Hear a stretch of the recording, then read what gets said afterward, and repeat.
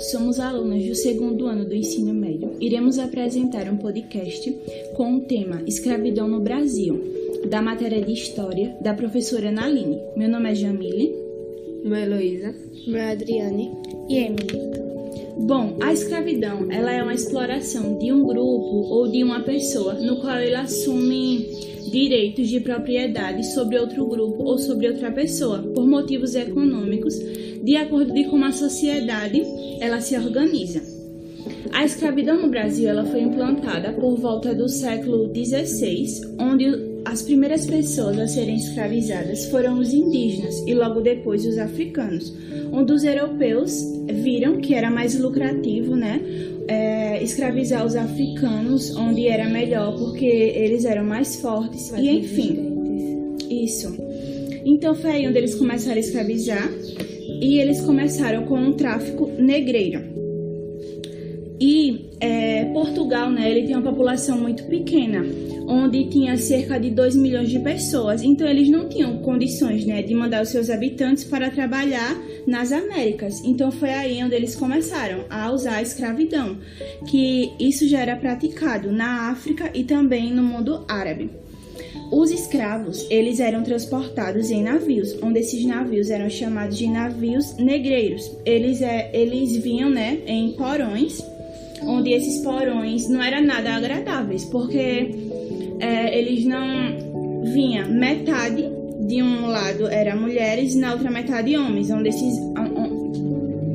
esses homens, na maioria das vezes, eles eram acorrentados para não haver nenhum atrito com a tripulação. E muitas vezes as mulheres elas eram usadas como objetos sexuais. Também sem contar nas doenças, que tinham. Falta de higiene, onde eles faziam suas próprias necessidades, no mesmo lugar onde eles dormiam, onde eles viviam. E essa viagem, essa transportação deles, durava cerca de 2 meses.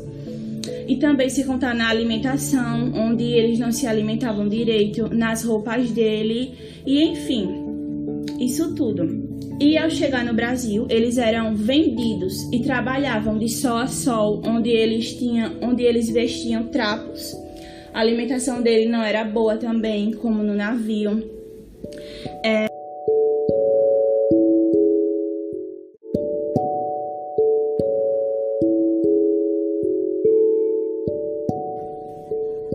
E também eles viviam em senzalas, onde eram lugares escuros, lugares com muros altos, para eles não fugirem, E eles tinham castigos muito dolorosos quando eles não faziam os seus deveres direitos, quando os seus senhores pediam.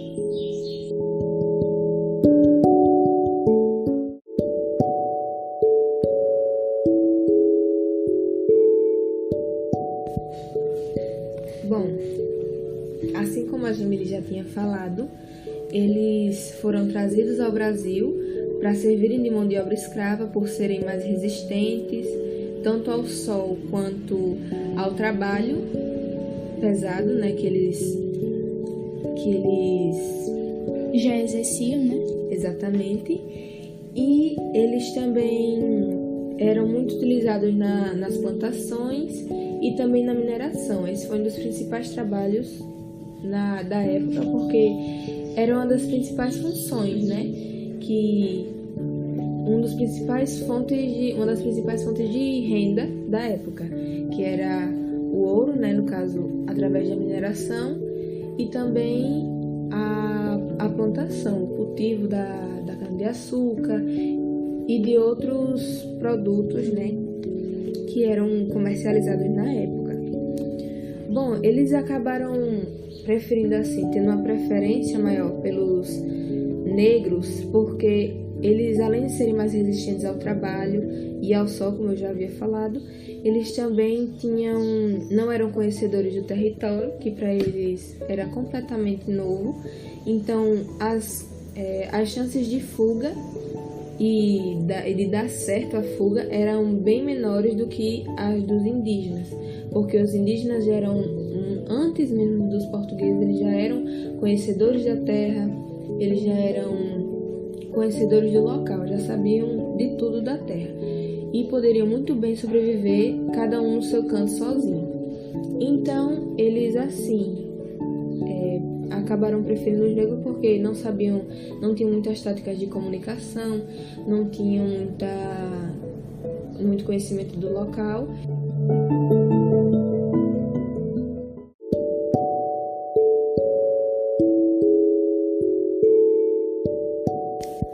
Com todo esse acontecimento, esse sofrimento e essas coisas que eles haviam passado e continuava passando, no dia 13 de maio de 1888, aconteceu a Lei Áurea, que até hoje é muito falada. E depois dessa lei, logo após, veio a abolição da escravidão.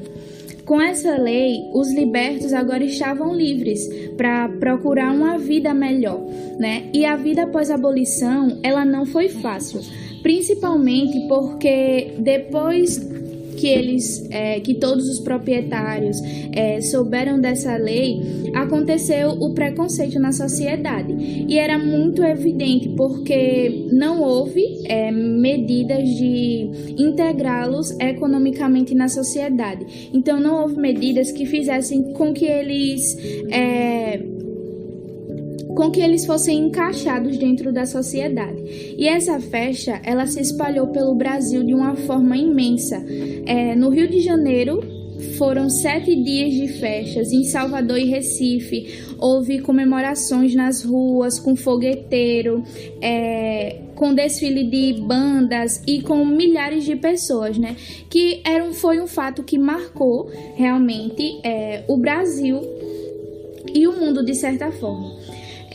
A falta de ações governamentais para promover condições de vida aos libertos após a Lei Áurea, elas não eram muitas, tanto que eles migraram para outras cidades, né, procurando chances de emprego, procurando chances de aceitação, e essas migrações elas aconteceram mais com os homens jovens. E essas migrações, ela gerou uma reação de grandes proprietários, porque eles foram em busca de melhores salários e melhores condições de vida, né? Mediante a tudo que eles já tinham passado, eles já não aceitavam mais que não fosse pagos de acordo com aquilo que eles mereciam. E os grandes proprietários, eles começaram a pressionar as autoridades. E veio muitas críticas, eles foram muito repreendidos, houve muita repressão e eles foram chamados de vagabundos, né? Eles saíam para procurar na rua um emprego, uma condição de vida melhor e eram chamados era dado o nome de vadiagem, vagabundagem. E focando nos escravos que não aceitavam as condições impostas, né, pelos proprietários, veio acontecer, ameaças. Inúmeros grandes proprietários acionaram a justiça para ter a guarda sobre os filhos dos libertos. E quando eles não conseguiam, eles sequestravam. Então, eles não tiveram acesso à terra, eles tinham que aceitar salário baixo, eles não tiveram acesso ao estudo. Então, após a abolição, muitos libertos eles acabaram optando por retornar ao continente africano, né? Por conta das dificuldades que eles encontraram mesmo depois dessa lei. Mas mesmo assim, é bom lembrar que mesmo com todo esse impedimento, as comemorações e as lembranças sempre vinham do dia 13 de maio, porque quem é que não queria ser livre depois de tanta coisa que já estava passando, né?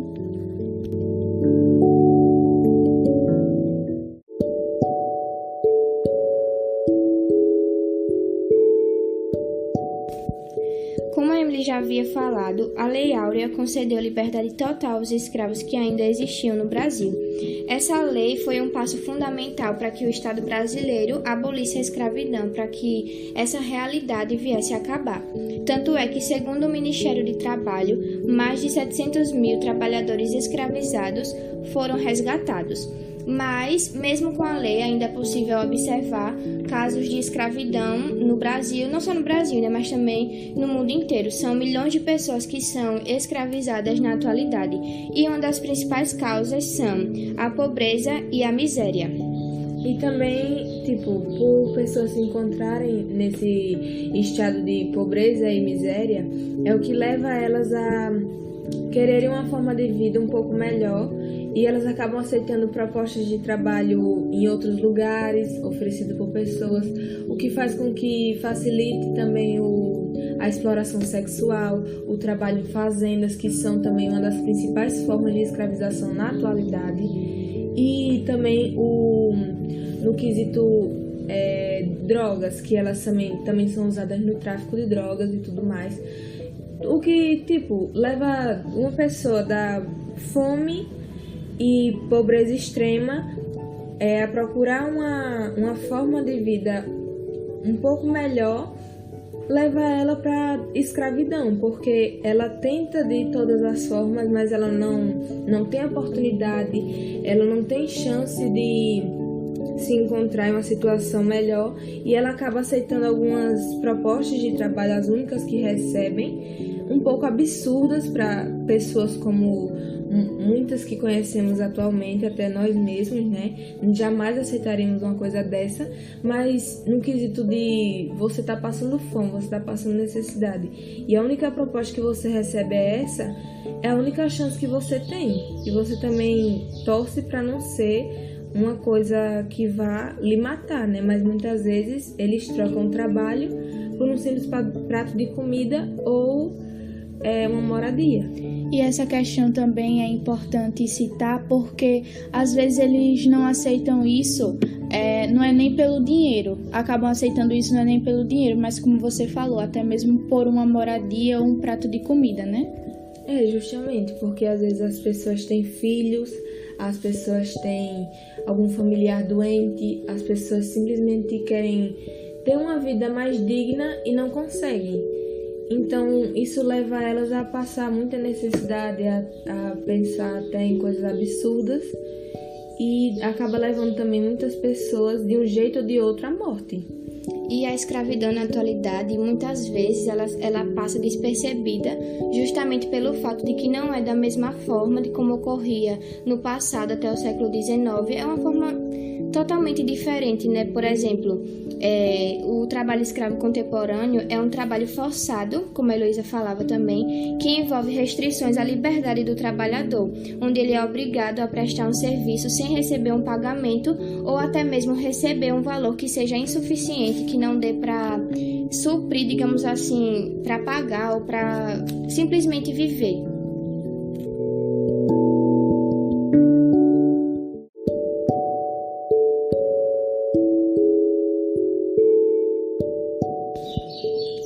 Até hoje nós temos algumas sequelas da escravidão.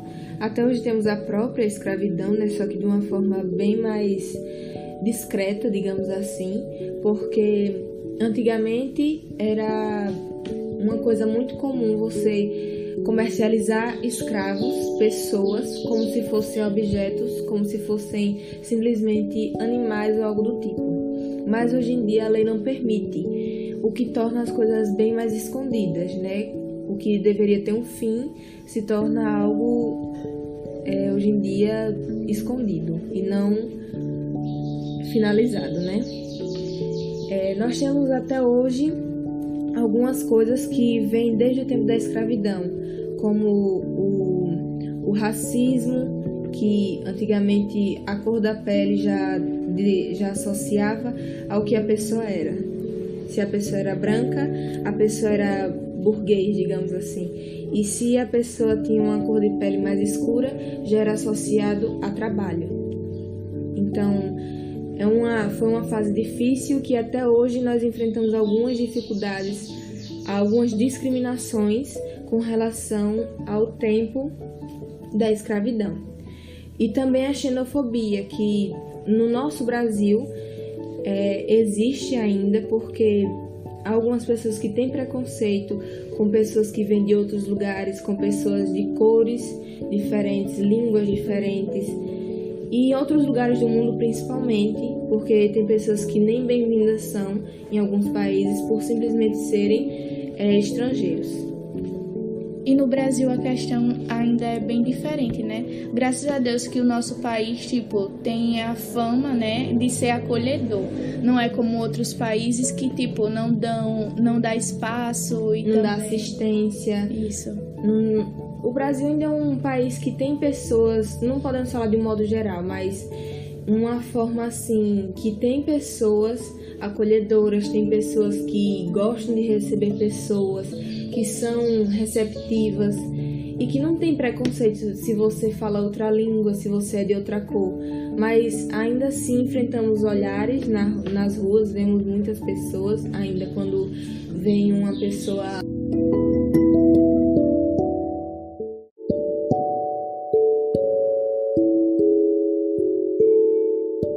Quando vemos uma pessoa de pele um pouco mais escura, já podemos olhar para ela e ver que tem algumas outras pessoas em volta olhando o seu cabelo, olhando as suas roupas, olhando você dos pés à cabeça. Então é uma coisa bem desconfortável e principalmente em outros países. No Brasil ainda temos a miscigenação, que torna isso um pouco mais fácil de se lidar.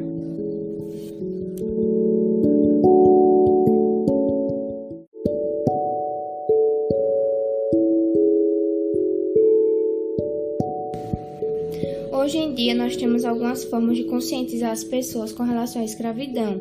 Um exemplo é o Museu do Escravo, que foi feito com o intuito de preservar a memória, com o objetivo de mostrar para as pessoas, para a sociedade, as barbaridades que os escravos passavam, as dificuldades que eles tinham que enfrentar naquela época. Então, assim, na minha opinião, é muito importante iniciativas como essas, porque deveriam ser mais presentes na sociedade para mostrar para as pessoas, para conscientizar também as pessoas a questão da escravidão no Brasil, a história, a cultura, tudo o que eles passavam.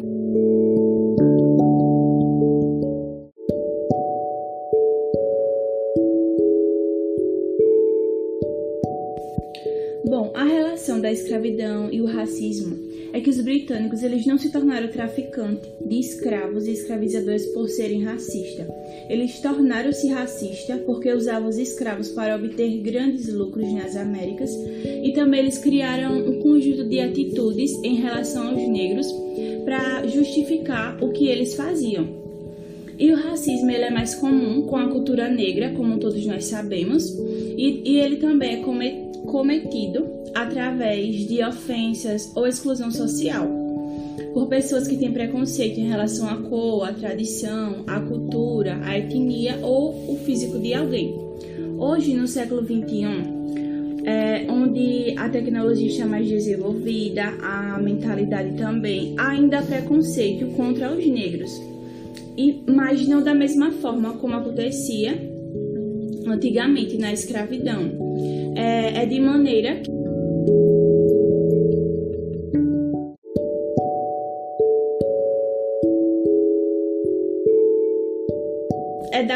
que prejudica socialmente, mentalmente os negros.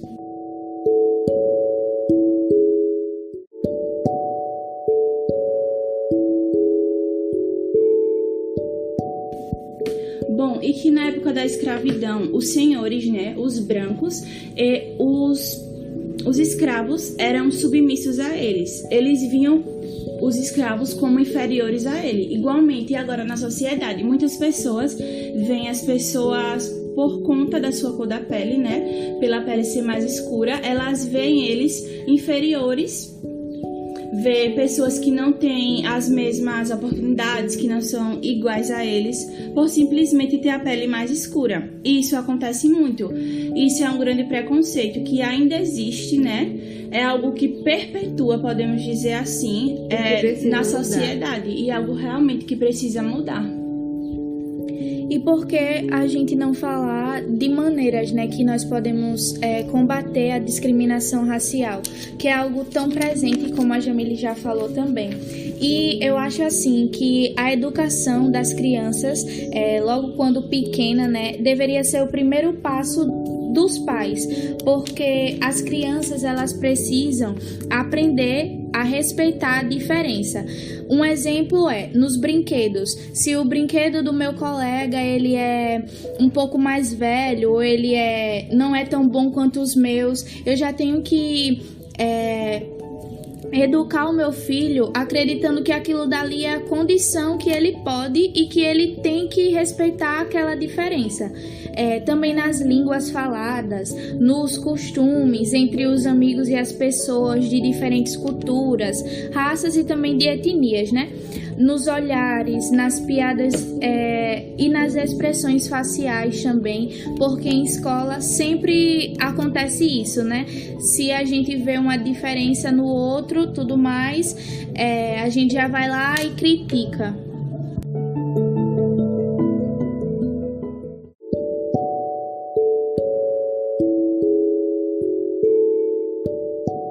A gente precisa também educar para que eles saibam que as culturas e as tradições das outras pessoas não vão ser igual às da gente, né? As nossas culturas e tradições. E que isso não é uma diferença. É meio que assim, você tem que conhecer aquela pessoa e não julgar ela por uma coisa diferente que ela tem ou é de você. É meio que a gente não julgar o livro pela capa. Falando também sobre isso, a gente não deve classificar o outro pela cor de pele. Um exemplo também, já retomando ao que a Heloísa também falou, a gente antigamente, né, se via um branco já dizia aquele dali é isso, aquilo outro e tal. Se via um negro já desconsiderava. E se o seu filho também ou sua filha for discriminada, abrace-o, apoie-o, mostre-lhe que há diferença no mundo e que nem todas as pessoas são iguais. E toda criança tem o respeito de crescer sem ser discriminado, porque ninguém merece ser discriminado. E um fato muito importante também é que nunca a gente pode deixar de denunciar, nunca a gente pode passar a mão por cima e deixar em branco. Nós também podemos proporcionar e estimular a convivência de crianças de diferentes raças e etnias nas brincadeiras, por exemplo, tanto na escola quanto os amigos. Nunca selecione amigos para o seu filho, né? Porque deixa ele fazer amizade com aquele grupo de amigos que ele se sentir agradável.